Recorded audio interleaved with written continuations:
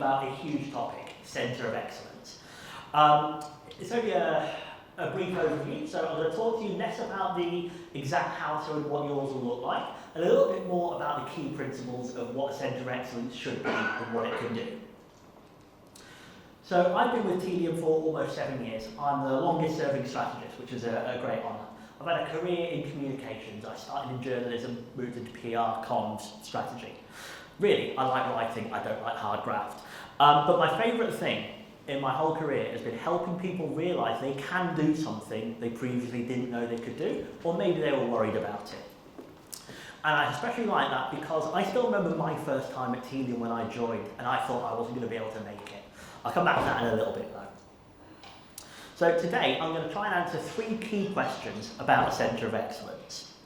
First one is, why do you need one? What is it here to do? What's the benefit to the business? The thing is, what does it look like? How's it going to work? What are its functions? And then, perhaps just as importantly, how do you keep it excellent? How does it evolve and change over time? What can it do differently?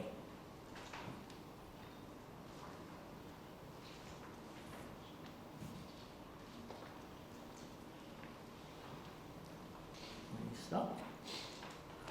There we go. Perfect. Why do we need one? As a strategist, my favourite question is why. It lets us cut to the heart of the matter. Why are we doing something? And ultimately, we're in the business of trading time, energy, money, and people for results. But we want it to be as efficient as possible, but we also want people to have a good time doing it because people are a really important resource, so is their interest and enthusiasm. And we live in such a changing world. Even in the time I've been alive, there's been such a change in the digital world and infrastructure. And I believe we're now living through probably the 3rd great real-time transformation. I think websites was the first one. It meant commerce was 24 hours. People could buy something from you anytime they want.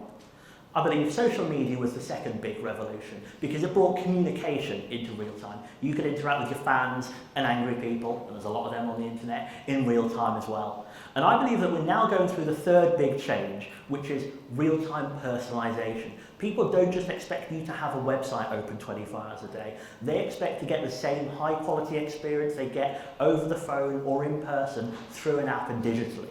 And we have to deliver that. And this is quite a change for those of us who remember the old internet. I still remember not being allowed to use the internet until 6 p.m. because it cost more during the day, or having to get off the website because my mum was expecting a phone call from an auntie. So when we talk about these stories from even a few years ago, the world sounds so wildly different, but it's changing that fast. Which brings me to my point, the only thing that is constant is change, and it can bring fear, excitement and opportunity in almost equal measure. Some of us are comfortable with change, some of us even seek it out. Other people find it uncomfortable or scary. And we need to understand that we're going to have a mix of these people in our organisation, and we need to cater for all of them and bring them on the journey. But whatever our attitude to change is, we can't escape it. There could be all kinds of forces changing our world. They could be cultural changes, the expectation of an instant response and reply, whether it's from a business or a person. You send a message, you see someone's online, well, why haven't they replied to me? I think having read receipts on messages is one of the worst things we could have done for society through social media, so I turn all of mine off. People don't need to know I've read my message. I'll get back to them when I'm ready to do it. I like to treat social media like Facebook in the olden days. I'll get my laptop out, I'll reply to a message, it then goes away. But things are changing. Legal and governance. GDPR changed the way we do business overnight. We have tech giants. Tim Apple, as Trump called him, he might get out of bed one day and go, right, we're doing this differently. There's going to be no tracking of any kind. We're auto-generating you a random email address, so the only people who get your data is Apple. And this will happen again, and it'll keep happening. All we can do is react and respond to it. World economics, people's trends and buying habits, these change as well. And force majeure. We've mentioned this is our first time here in person in 5 years. At the last one of these, I didn't know where Wuhan was. Now we all know. Things can come out of nowhere and change the world and the way we do business. And as ever, the Simpsons got there first. They made the joke that the Chinese use the same word for crisis and opportunity. Now, I'm a strategist. I fact-checked myself before doing this. It's half true. It uses one of the 2 same characters. It has a common root. But this is true of crisis and opportunity. Something's changed. If we handle it well, it's an opportunity. If we handle it badly, it's a crisis. So what can we do about this? And what are the kind of crises and opportunities we're going through? Becoming a real-time data-driven brand is a huge crisis unity, possibly the biggest one we're ever going to face. If we get it right, it's a huge opportunity. But we're trying to do a lot of things. We're trying to move people away from this historic campaign-based world. We're delivering always on real-time activations, and that can be really challenging and scary. The idea that a system we set up will be replying to customers while we're off on holiday, asleep, or doing something else, which means we have to get it right first time. We have legacy systems, processes, and people we may have to fight against or bring on our journey. And the CDP is one of the first systems that will truly see and feel the impact of real-time data. It's right at the heart of everything. And we know that often systems and data are easier to unify than people. How easy is it to get two systems talking? Well, with data connected even easier. How easy is it to get people and teams working together? It's a lot harder. And these are the challenges we have to face deploying a CDP at scale. And so, a centre of excellence is essentially your way of making the right choices with the right people. It's your readiness for any future changes, making sure you have the best possible chance of success into an unknown future. I really like Rumsfeld quote. It goes on a little bit, but talking about known knowns, known unknowns, and unknown unknowns. And I kind of like it. We don't know what changes are coming, but we can put ourselves in a better position to deal with them. I liken it to, I don't know what's around the corner when I'm driving my car, but if my tyres are new, they've got air in, I've got my glasses on, I'm paying attention, I've got a much better chance of getting through it. Well, the same is true of a centre of excellence. It's your way to prepare for the future, whatever it may be. So really, about a centre of excellence, I've got 5 key principles which I think a centre of excellence should be there to deliver. I can't tell you what your one will look like exactly, but these are your mission statement. So firstly, identify and eliminate single points of failure. This is your first priority. Find the things that are going to make the wheels fall off, avoid them as early as possible. Our role is to kind of keep the plate spinning, make sure everything works, especially early days. Then, our role is to provide thought leadership and guidance. People will look to us to understand this changing technology world and to understand the changes it will have on their day-to-day life. We then need to retain and chain hard-won knowledge. If you have knowledge, ideas, use cases, results, share them, record them, pass them forward. This is your gift to your business and people in the future. It's to nurture your next wave of champions and contributors, the people who are going to be inputting into the project either in a small way or a big way. You're there looking for your future superstars and helping them come along the journey. And then you're there to drive constant progress and evolution in data usage. We have a lot of plates to keep spinning when we're deploying a CDP. And if you'll allow the metaphor, your role is to spot which plates are starting to wobble and also look at the people in the crowd who look like they really want to come up and have a go. That is one of our key functions as a centre of excellence, to find the people who are going to be on board in the future as well. So, our first priority, identifying single points of failure. Firstly, key personnel and roles. Is there a single expert, a technical user, or a project sponsor who is holding things together? That could be fantastic at first, but we need to prepare for a best and worst case scenario. What if they leave? What if they get promoted on something else? Have we got any resilience in there? Have we got any redundancy in terms of people who can step in? Have we got their knowledge? Have we understood their processes? Data systems and technology. What if your entire use case is built around a single connector or a single kind of advertising? 10 years ago, you might have been able to make a good living in SEO optimization. You can't now. We need to understand that maybe a single tool or a data point is basically holding up our use case or our value, and we need to land and expand as quickly as possible. Knowledge and skills. Does your organisation treat CDP like it's a black box? Do they look at it and go, it's magic, that's great, we don't touch it, we don't want to break it? Well, that's a bad thing, because what if it does break? What if something changes? Or what if, for a good reason, it's getting great results, you want to get in there and optimise and get into an even greater level of detail? People need to understand what's happening within the CDP. So really, these are the places where things tend to go wrong early in a CDP's life. So if you can address these problems early on, that gets you through your first bunch of crises and moving on to future opportunities. How that looks will depend, but I like people to think about what the future challenges are likely to be.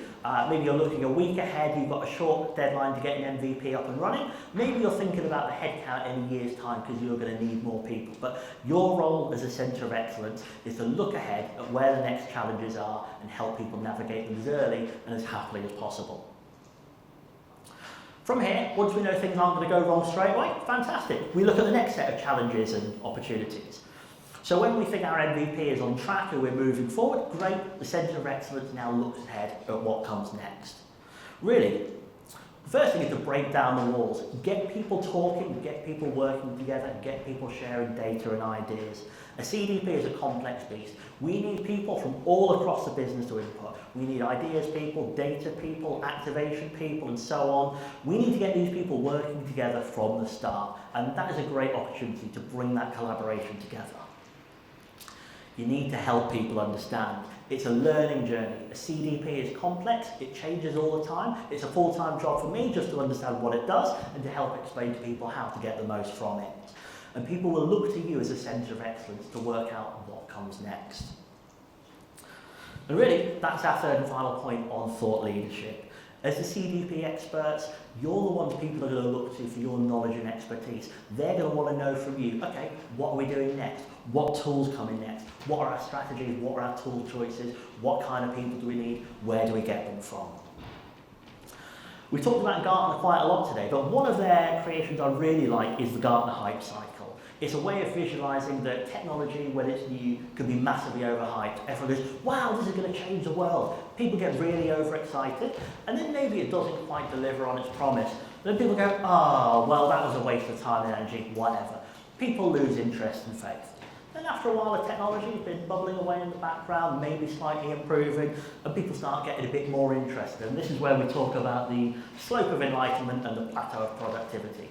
Sometimes the first version of technology isn't really right. You know, maybe someone said to you this year, hey, can we use ChatGPT? And you said, what for? And they went, I don't know. This is what it's all about. Our job is to help understand what's coming down the line, whether it's right for us or not. And when I said earlier on about sometimes you need to find ways to communicate with people, maybe this is a bit too complex. Maybe you just need a version like this. Boring nerds, oh my God, world changing, love it, all the money, uh-oh, oh no. It's all gone wrong. Wait a minute, actually now we're happy. I also didn't create this, I stole that. That's the other part of being a strategist. Go out there, find what other people are doing, bring it to your organisation in the right way. But this is a really important facet of a centre of excellence, to look ahead and decide what's coming down the line and whether or not it is the right thing for your business. No one will be better placed than the people in charge of the CDP and the centre of excellence to understand how something fits into your future MarTech landscape. So, often overlooked, boring job. Boo, who wants to write things down? Certainly not me. Doing is more fun than writing things up. Maybe why they asked me to do this talk. But in truth, retaining your knowledge and building up a knowledge base is one of the best ways to build resilience and improve efficiency. Results are everything. You'll hear this over and over again. Value comes first. What we're getting out of it is the most important question. So make measurement a priority from day one. Collect your KPIs. Show people what you're doing. Make sure the hard work you've done is shared. If a tree falls in the woods and no one's recorded the ROI on it, did it even happen? We live and die by ROI. That is our first priority. If that's the only question we can answer at the start of a CDP deployment, it's probably the most important one. We set that as a standard moving forward. Our use cases, our success stories, and maybe more importantly, the process we went along to get them is so hugely important. Those learnings, that process, the struggles, the results, these things are so important for helping other people follow in your steps a few days, weeks, or months behind. Document, share, and perhaps most importantly, host them. If people can't find them, they're not going to use them. Make it universally available as easily as possible. And then a knowledge base. You could expand upon this. This could be your data sources, your use cases, your attributes, your crisis management plan, your call recordings, your QBRs, whatever you're doing, make sure they're accessible to all the people that need to see them, because your hard work needs to be shared. The more people that know about what you've done, the better. So the kind of questions that a Centre of Excellence should be prepared to answer at any time. Why do we buy a CDP? Can you link the sales decision to what actually happened? Help people have a consistent philosophy. Why we did this, here's what we're doing, here's what we're getting from it. Have we achieved those aims? Did it take longer than we expected? Was it quicker? Was it better? Did we change it along the way? Those initial days and that journey about what you did getting this thing off the ground, those are hugely important learnings. And early in a CDP deployment, that is when you're going to have very little information, so every little nugget of insight is incredibly valuable. We need to be able to answer what we've done and what the value is. ROI, KPIs, use cases. Just share it as easily and as quickly as possible. Be able to answer what are your current and immediate priorities. What are people working on right now? If people are working on a project for a CDP, they're not doing something else, we need to be able to explain why they're doing it and why this is the biggest priority and the best use of their time. And then our long-term strategy. What are we doing long-term? Have we got a rolling long-term plan? That could be a quarter-by-quarter plan, half-by-half. It could be general initiatives. It could be use cases. It could be tools. However your organisation likes to plan, make sure you've got a plan moving into the future. It's absolutely okay for it to update and change, but you need to be able to answer, here's where we're going, this is our direction of travel. If it changes, it changes. That's absolutely okay, but we need to have a plan that we can share upon request. Now for me, this is my preferred and most enjoyable part of my role, or really any role. So I mentioned earlier about my first week at Telium. I sat down in front of some of the training materials and thought, oh God, what have I done? I've taught myself into a job I don't know how to do. I'll just resign now and get out of their hair quickly. But I stuck at it. I watched some customer testimonials. And it's customers explaining, a bit like you saw earlier on today, what they get out of it and why they chose Telium and Audience Stream. That was the first light that went on in my head. Then it was having a go, getting hands-on, building something, trying it out, seeing what worked and what didn't. I expect if I put this into Audience Stream, that will come out. If it does, great. If not, I learned something else then. That was another light bulb going on. And the third and final one was shadowing some of my colleagues. I will always say that the best thing you can do is learn from people. Don't be the smartest person in a room. It was sitting with my colleagues and hearing how they explained it and then saying, right, I'm not going to copy that exactly, but I need to get to the same result. And for me, it was having that mix of different learning methodologies and communication where the light went on. I went, do you know what? I can do this. I can make a CDP work. I can explain it. This is the role for me. And that moment when someone visibly clicks and gets it, for me as a strategist, that's the best possible moment at Telium. And I want as many people to have that moment as quickly as possible. So quite a lot of my job is around helping people get to that moment of realization themselves. So, nurturing your next wave of champions. Identify needs and strengths. The Centre of Excellence is going to be really well placed to understand areas of friction, whether you've got stretched resources, and you'll need to proactively look for ways to reinforce and improve. Early days you might not be able to recruit, you might not have the time, maybe you can give people some support, rearrange tasks, do what you need to get people through the early days. Enthusiasm is gold, it's your most important resource. Anyone who says, ooh, what are you doing with that CDP? That looks interesting. Keep an eye on those people. They're going to be your future contributors and superstars. Absolutely. And your role, as well as deploying the project, is to help find and nurture and shape those people.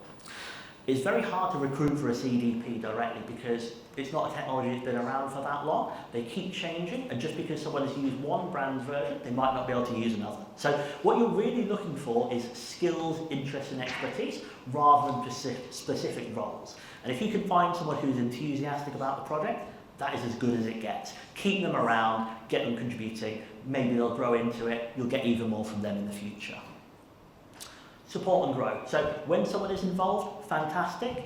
See where their strengths and weaknesses are. Plan about when you could bring them back in. Are they keen for more responsibility? Do they want to try things out? Do they want to come to an event like this? Do they want to be on a panel? Find ways to nurture and encourage people to grow in their career and their role and their understanding of a CDP. And you and they will get so much more from it. I truly believe your job as a Centre of Excellence is to make other people look good. And when I say other people did all the hard work, that's what some of my customers in the room, it really is true. I'm there to help you understand some ideas, but really, you guys are the ones with the knowledge and the information. You're the ones that make it happen, not us. So you need to help manage people's expectations. There's nothing worse than having something thrown at you last minute.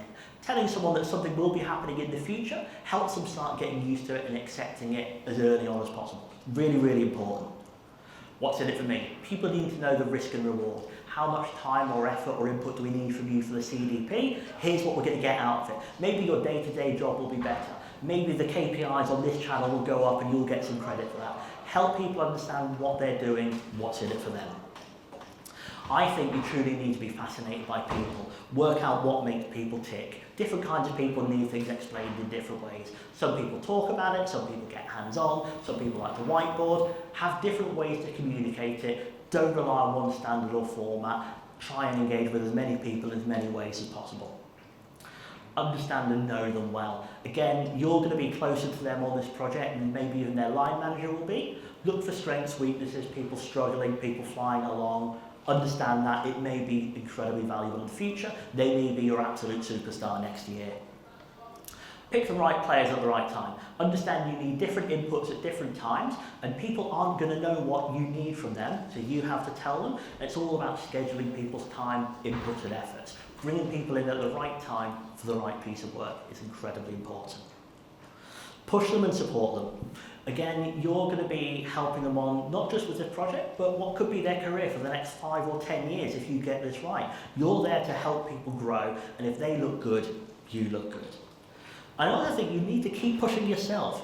Never stop learning, always drive yourself forward. It's so important. We need to set out time for ourselves to keep learning, keep researching, and keep up to date with things. The fact that you're all here today suggests you're already doing that, which is fantastic. And then look ahead at the next challenge. As soon as things seem like they're going okay, fantastic, that's your call to move forward and start looking at what the next challenge is. Start making it as easy as possible for the people that follow you. Driving constant progress and evolution in data usage. So this is where we start to look to the future and decide how we want to shape not just the CDP or the project, but our company, our own career, role and strategy. And this is where a centre of excellence can really excel. You can provide people safety net, make them less worried about failure. You can give them the rocket booster, help them make the most of their time and their skills. And you can find the superstars who are really going to take this project to the very next level. The right balance of risk and reward. So as a CDP Centre of Excellence, you are going to be best placed in the entire business to decide whether a use case, a project or initiative is the right level of risk and reward. If you think it's not right, speak out. People are going to look to you. You have the best knowledge in the entire business about whether something is right, whether you should be moving forward as is. Understand whether to crawl, walk or run at a given time. That is hugely important. As tech people, it's so easy to look at the shiny new thing and go, well, let's run now, we'll worry about the walking later, but it's not the right way. Build small, iterate and improve. If you set that philosophy, people will follow. Drive collaboration between silos, be they data silos or people. Different stages require different people and contributors at different stages. Know when to force collaboration in person. Know when a hackathon might get you 3 months worth of progress in a day by getting people into a room, getting them to build something and see it coming to life in front of them. Those moments where it clicks and people see an idea they had on a whiteboard 2 hours ago, delivering something on trace on the screen, those moments are where it really clicks and people get excited about the future. And those moments are worth more than money can measure, I promise you.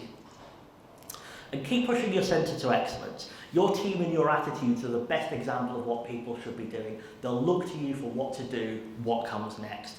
You're the best example of CDP users and advocates. So keep pushing your centre onwards and people will follow in your tracks. You'll set the standard. So we shared 5 principles of what a centre of excellence should do. But a lot of that focuses on what other people's changes and progress are going to be. What about our own? I think we need to lead by example. And I think excellence is improvement. So if we always push ourselves to improve, others will see that and they're going to follow. People learn a lot more about what we do than what we say. So I think excellence is also about self-improvement. I think the first thing is don't lie to yourself. Understand your strengths and weaknesses. It's absolutely okay to have no experience in something or to not be very good and say, I want to work on this. Go to your management. And say, hey, I really like public speaking. I'd like to get back into it. Boom, here I am on stage. This only came about me doing public speaking because one day someone asked me if I wanted to do it and I didn't have a good enough reason to say no. Here I am. Find new things to do, push yourself, keep improving. But also be honest with others. I think admitting what you found challenging is really refreshing. In the business world, we're so used to hiding failure and trying to explain our way out of things and everything's fine, don't worry about it. This is a really complex project. If you tell people it's complex, but here's how we got through it, here's the learning process, here's the challenges, here's what we got right, here's what we got wrong, they'll understand it, they'll be more open to come to you, they're going to move forward, it's going to be a much more comfortable process. Get your hands dirty. By that, I don't mean you have to be able to go in and build things like Mark and our other engineers, but I think you need to at least go into the platform and have a look around. If you're a project owner and you say to someone, well, no, I don't go into audience stream, it's too complicated. Well, what impression are they going to get from you? All you need to do is say, well, look, I go in, we've got some audiences here, look, I can go and look at a data source, I can follow it through the supply chain, here's an event, here's an attribute, here's an audience, it goes out as a connector. Even just doing that 5-minute demo can remove people's fear about the platform and going in. And so that needs to come from the top down. If you're afraid, they're going to be afraid as well. If you're comfortable, they're going to be more comfortable. Test, learn, adapt. Make data-driven decisions a priority. If someone comes to you and says, I've got an idea for a use case, as a strategist, my first question is why? Why this and not something else? Do we have any data? Do we have any past experience? If not, if it's an educated guess, no problem. We'll try it out, we'll get some results, we'll iterate. Make data-led decisions your baseline for everything. Everything now has attribution and modelling available. Everything is data-led, so let's lead by example here. Make learning a priority for yourself. I think carve out a little bit of time in your day or week, even if it's just an hour to look things up. It's really, really important to keep on top of things, to understand what's coming, what's changing. Embrace failure. If we try a use case, if we try an audience, if we try an A/B split test and it doesn't have better results, hey, we now know something your business never had information on before. That is still a net gain, even if that use case or version didn't output an increase in value. So it's okay to fail as long as we learn something from it. I also think praise others before yourself. Your team's success, the success of a project and CDP is your success. It's all about bigging up other people. The more excited and happy they feel, the more you're going to get from them along the way. I think you need to treasure your assets. The people who work on the project are absolutely everything. It's fantastic to see people here in person. I don't like the way remote working makes things quite often transactional. I feel terrible when I send a Slack to someone and I haven't spoken to them in 3 months. Last time I was asking for something as well. So it's really great to treasure and nurture people and interact with as much as possible. Events like this and in-person collaboration are so valuable. And so we need to remember we're dealing with people. We have no idea what's going on in their life, and we all operate on flawed, badly designed human hardware. So we need to understand we're dealing with people, and we're at this really interesting nexus of technology, data, and people. It's a whole new world. So just remember that people's enthusiasm and excitement is incredibly precious, maybe your most important resource. Time is limited and can't be reclaimed.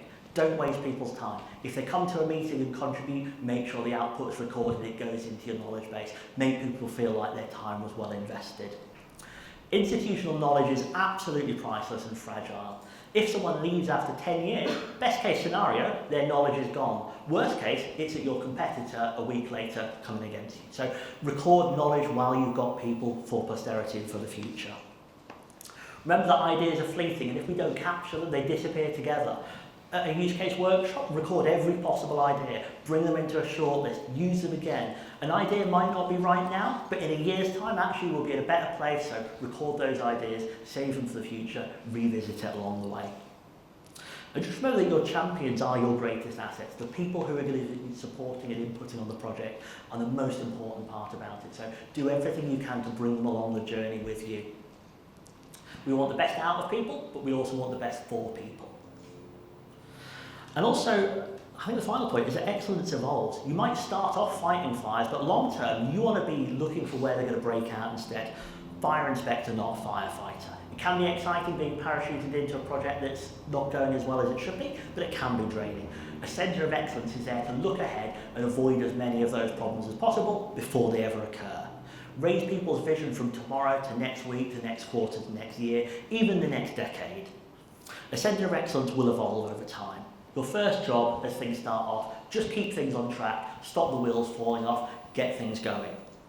Act like a startup, think on your feet, keep things moving, fill in the gaps. As soon as success is near, great, the centre of excellence can start to detach, start looking ahead at what comes next. We then start looking at the next challenge, seeing the right people to bring on board for that at the right time.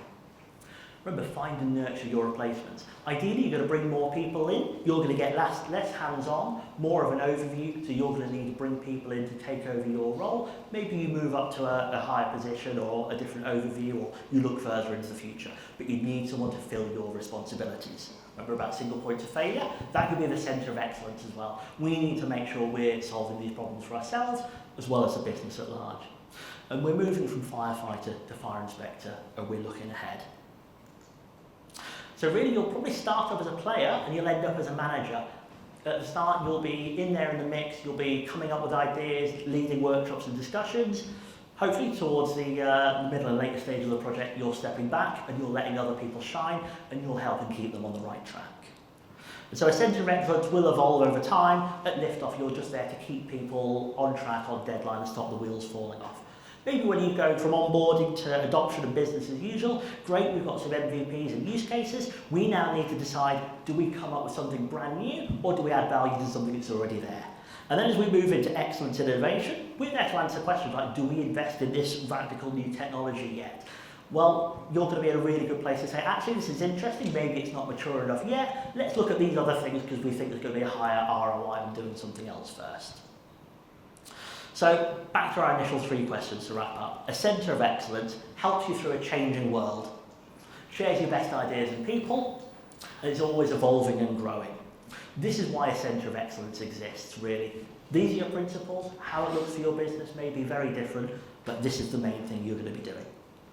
And it truly has been, for me, a most excellent adventure. I've travelled the world, I've worked in dozens of verticals, I saw 3 of my customers up on stage at a panel today talking about all the things they did, and none of those use cases involved me. They went on to bigger and better things, and that is even better than me coming up with them. That is one of the best feelings in the world. And as a centre of excellence, that's what you're there to do, to help people do more and be happier about it. Everything good I have in my life comes from self-improvement. I'm self-taught at a lot of things, and the reason I'm here in front of you good people talking about a centre of excellence, not at the Carphone warehouse trying to sell you a 3-year contract you do not need, is because I'm always looking for something new. I really truly believe self-improvement is a wonderful thing. And the fact that you're all here today, not at your day-to-day job, shows you might agree as well. And really, all I want to say as I leave is I hope that next year I'm sat there in the crowd watching you guys talking to me about what you've done with Tedium. That for me would be the best feeling in the world. I've said the word excellent and adventure so often I had to leave you with Bill and Ted. This is an excellent adventure. Whatever comes, come and talk to me about centre of excellence strategy, ideas, so on. Thank you very much for your time.